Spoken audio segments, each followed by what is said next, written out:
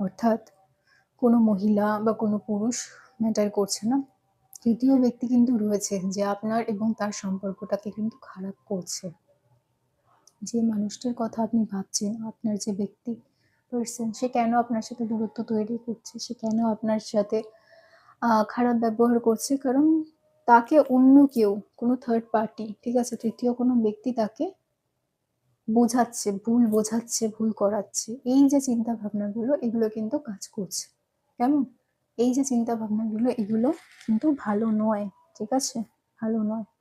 আর কি? সেই মানুষটি কিন্তু অনেক কিছু শিখেছে।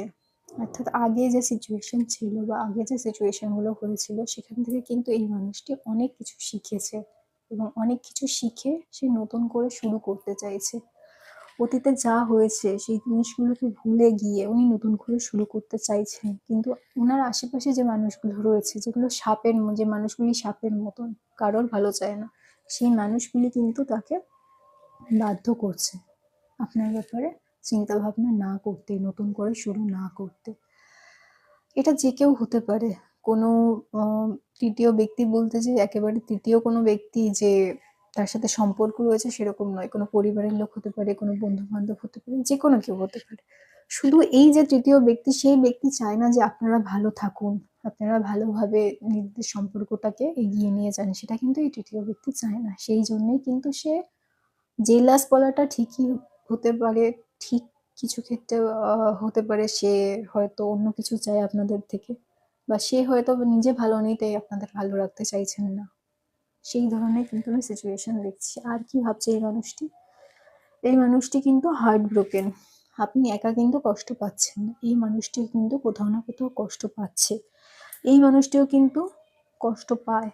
আপনি হয়তো একা মনে করছেন যে আপনি কষ্টে রয়েছেন, দুঃখে রয়েছেন, আপনার কষ্ট হয়েছে, আপনি হার্ট ব্রোকেন, কিন্তু অ্যাকচুয়ালি কিন্তু সেরকম কোনো ব্যাপার নেই। এই মানুষটিও কিন্তু হার্ট ব্রোকেন। এই মানুষটিও কিন্তু আপনার ব্যাপারে ভাবনা চিন্তা করে। এই মানুষটিও কিন্তু আপনার সাথে ভালোভাবে থাকতে চায়। কিন্তু ওই যে পরিস্থিতি, আশেপাশের মানুষ তাকে এমনভাবেই ম্যানিপুলেট করছে বা এতভাবেই ষড়যন্ত্র করছে, এমনভাবেই বোঝাচ্ছে যে সে কিন্তু যেটা চাইছে সেটা করতে পারছেন না, ঠিক আছে? তো এই ধরনের যে পরিস্থিতি, এই ধরনের যে সিচুয়েশন, সেটার থেকে কিন্তু এই মানুষটি বেরাবেন এবং আপনার সাথে যোগাযোগ করবেন। ভালোভাবে আপনাদের সম্পর্কটা তৈরি হবে। সেই বিশ্বাসটা কিন্তু রাখতে হবে, কারণ সেটাই কিন্তু ভবিতব্য। টুইন ফ্লেম, এই মানুষটা আপনাকে তার চিরসঙ্গী, চিরস্থায়ী সঙ্গী বলে মনে করে। এই রিডিংটাকে লাইক করার জন্য এই রিডিংটাকে ক্লেম করার জন্য এই রিডিংটাকে ক্লেম করার জন্য লাইক করতে হবে, সাবস্ক্রাইব করতে হবে, ফেসবুক দেখলে ফলো করতে হবে। সবাই খুব ভালো থাকবে। নমস্কার।